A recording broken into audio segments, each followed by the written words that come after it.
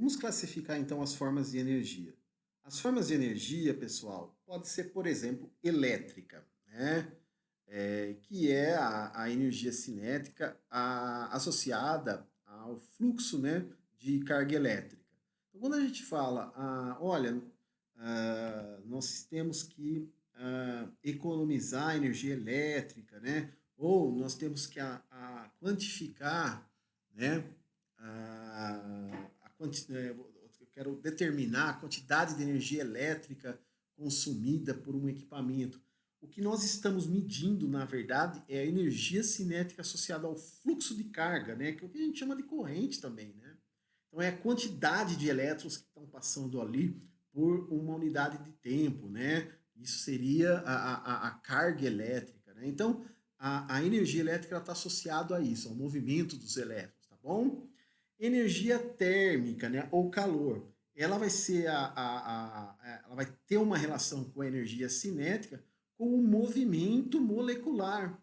Então, quando você fala que você consegue aquecer um gás ou você consegue aquecer um líquido, o que você está fazendo é transferindo energia na forma de calor para cada uma das moléculas ali presente. E quando elas absorvem esse calor, elas aumentam a sua velocidade, por exemplo, de rotação, de translação, ela começa a se colidir com mais frequência. Enfim, você consegue colocar energia nas moléculas na forma de calor e essa energia ela fica armazenada, né, nas moléculas na forma de energia cinética.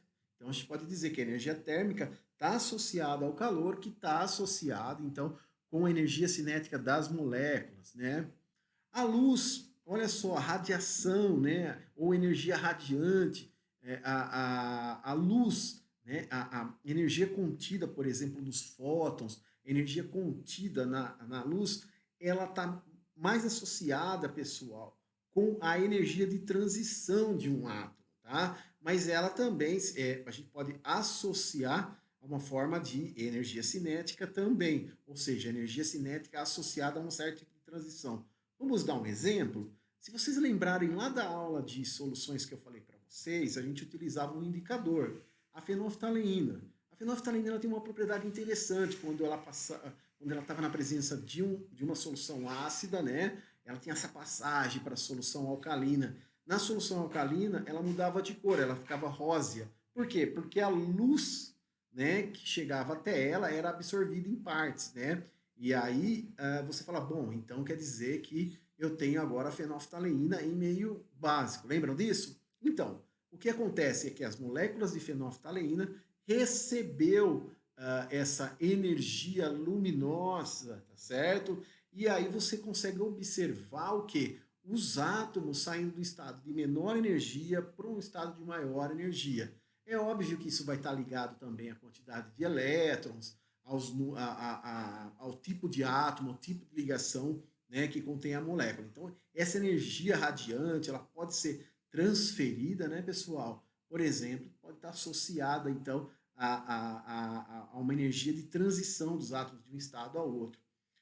Já a energia nuclear, a gente está falando em energia potencial, né, do núcleo do átomo. Então, para o átomo possuir aquele núcleo coeso, unido, tá certo? Ele precisa manter aquilo por uma espécie de ligação, né, internuclear, uma ligação entre os prótons, os nêutrons, né? Você tem lá eles associados. Quando você quebra esse núcleo, aquela energia que mantinha o núcleo unido, ela é liberada, né? Na forma, por exemplo, na forma de energia radiante, né, na forma de luz, ou na forma de energia térmica. Por exemplo, como essa reação ela libera muita energia na forma de energia térmica, a gente pode até captar essa energia para fazer aquecer, por exemplo, um reservatório de água, né, e gerar eletricidade. Então a gente poderia transformar a energia nuclear, né, em energia térmica e depois a energia térmica em energia elétrica.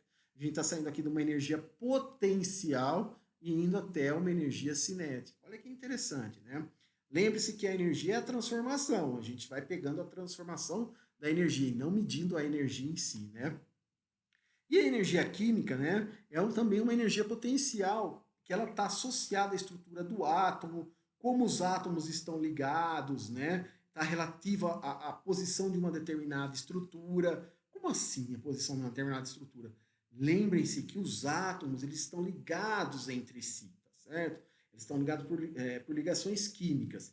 Essas ligações químicas são verdadeiros reservatórios de energia, pois lá a gente consegue, por exemplo, né, colocar elétrons e mantê-los unidos, né, para que os átomos formem as moléculas. Então, essas moléculas, por exemplo, a molécula de N-octana, né, que a gente usa a gasolina, o próprio álcool, né, o etanol, ele mantém, pelo fato de unidos, né, ele mantém uma energia associada à energia química que está ligada aos átomos.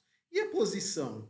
Ora, também, imagina o seguinte, que a molécula, ela preferencialmente mantém um átomo ligado, mas um átomo virado para a esquerda, por exemplo. Né? E para girar esse átomo para a direita, ela não, você precisa adicionar uma energia extra. Isso pode acontecer muito em química, ou seja, você tem a energia, uma energia adicional sendo transferida para o átomo ficar na própria molécula. Isso nós chamamos, então, né, de energia relativa à posição né, dos átomos na estrutura. E também a gente pode dizer, né, quando há interação entre duas moléculas, né, as moléculas podem estar unidas, mais unidas ou mais separadas. Às vezes, para elas estarem mais unidas, é preciso que o sistema contenha mais energia, ou ao contrário, dependendo de cada caso. Para afastar uma molécula da outra, você precisa liberar energia ou adicionar energia. Então, para isso, a gente fala que é uma energia química. Geralmente, pessoal, a energia química ela está muito associada à energia potencial de ligação química, como na ligação iônica covalente, ligação de hidrogênio, as ligações intermoleculares, né, as ligações entre as moléculas. Então, esse tipo de energia ele é muito importante. Ele é uma classificação muito importante na área de química, tá certo? Bom, então, para isso, nós vamos estudar depois como essa energia se transfere sistemas, vizinhanças, né? Por exemplo, um sistema a gente define um material, ou uma região, ou uma certa quantidade de material que a gente está estudando. Imagina que vocês estão estudando um copo contendo água. Esse é o nosso sistema. E a gente vai definir vizinhança, tudo aquilo que fizer contato com esse sistema, ou que possa ser trocada energia com o sistema. Então vamos supor que eu tenho aqui um copo d'água, e em volta do copo eu vou ter o que? A atmosfera. Então eu vou ter aqui a água que está no copo como sendo o meu sistema e a vizinhança sendo a atmosfera em torno desse copo. E assim por diante. E o que a gente vai fazer? A gente vai estudar essas transformações que eu mostrei para vocês aqui, essas formas de energia nesses sistemas, né? E e como ele troca energia com essa vizinhança. Lembre-se, se você tiver uma fuga de gás, por exemplo, né, quando eu aqueço a água, ou aqueço um líquido que esteja aqui, quando tiver a fuga de massa daqui, nós vamos ter o quê? O sistema ele vai estar aberto para a vizinhança, né, pessoal? Então, a gente vai estar falando que o nosso sistema é aberto com a vizinhança porque ele troca massa. Agora, se ele não trocar massa, só trocar energia, a gente fala que o sistema ele só está hábil para trocar energia com a vizinhança. A gente fala que o nosso sistema é um sistema, né, que está fechado. E se ele não puder trocar calor com a vizinhança, a gente costuma dizer que o nosso sistema está isolado. Isso nós vamos entrar em detalhe mais para frente. E o conjunto de sistema e vizinhança forma o nosso universo. Então, quando a gente falar que um sistema troca calor com a vizinhança, nós estaremos falando que nós temos um universo formado pelo sistema, a vizinhança, e dentro desse sistema nós vamos ter essa forma de energia associada, tá certo? Tem uma energia muito especial que a gente chama de energia interna, né, que é a somatória de todas as energias que contém dentro do sistema, que é o que a gente vai falar daqui a pouco no próximo vídeo, tá bom?